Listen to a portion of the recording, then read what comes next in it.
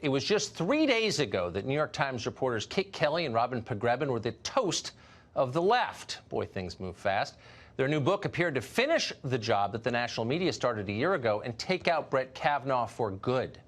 The authors accuse Kavanaugh of committing a kind of sexual assault as a college student more than 30 years ago at Yale. Details were sparse, but it was enough to launch a tsunami of rage from the left. Shouters on the other cable channels immediately denounced Kavanaugh as a gang rapist. Virtually all the leading Democrats running for president demanded that Kavanaugh be impeached and removed from office. And then, almost immediately, the story fell apart. Sunday night, the newspaper was forced to make a devastating correction to the piece.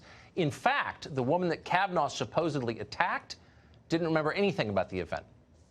And just like so many previous stories about Brett Kavanaugh, the whole thing turned out to be a crock. So last night, Kelly and Pogrebin sought refuge on MSNBC, in fact, on a show highly familiar with botched stories. Their explanation? Don't blame us, blame our editors. What happened with that omission that the Times later felt belonged in the piece? Well, first of all, Lawrence, there was zero intent to mislead anybody about the details of the incident. In your draft of the article, did it include those words that have since been added to the article? It did. It did. So somewhere in the editing process, those words were trimmed. Yeah, I mean, I think what happened actually was that, we had her name, and the Times doesn't usually include the name of the victim. And so I think in this case, the editors felt like maybe it was probably better to remove it. And in removing her name, they removed the other reference to the fact that she didn't remember it. And so in their removal of the name, they ended up removing the whole what follows it. Yes, and I mean, so I think it was just sort of an editing, done in the haste in the editing process, as you know.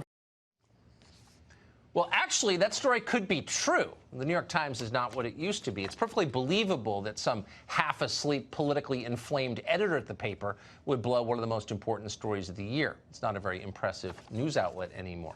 But a missing line is not the only problem with this story.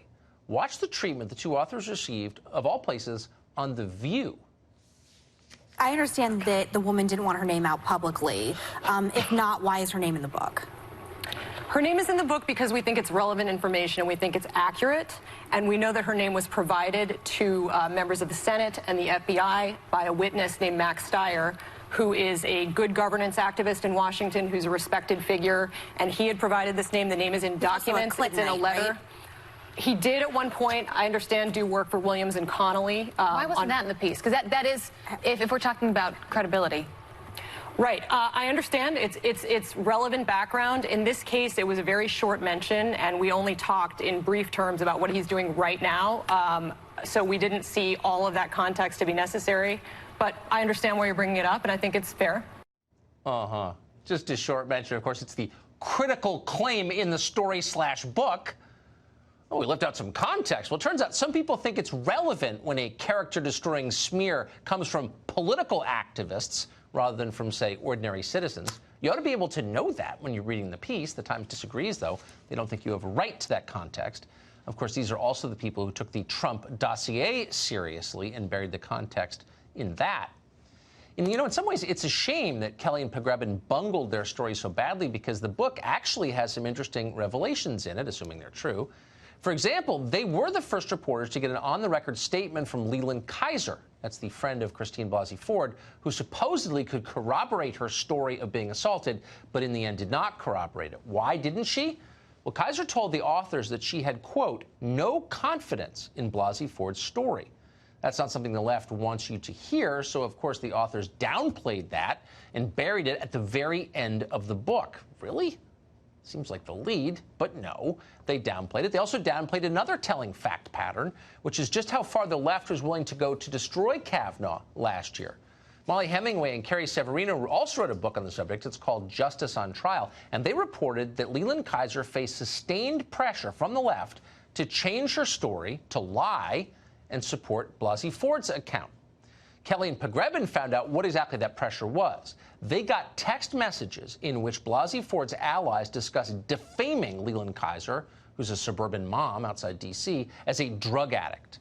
Kaiser confirmed that this happened, as she told the two reporters, quote, I was told behind the scenes that certain things could be spread about me if I didn't comply.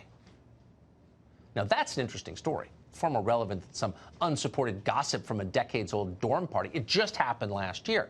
The problem with it, though, is that the story, the truth of it, makes the activist left look like ruthless fascists. Why? Because they kind of are. So the New York Times suppressed that. They didn't want you to know, and you should know that.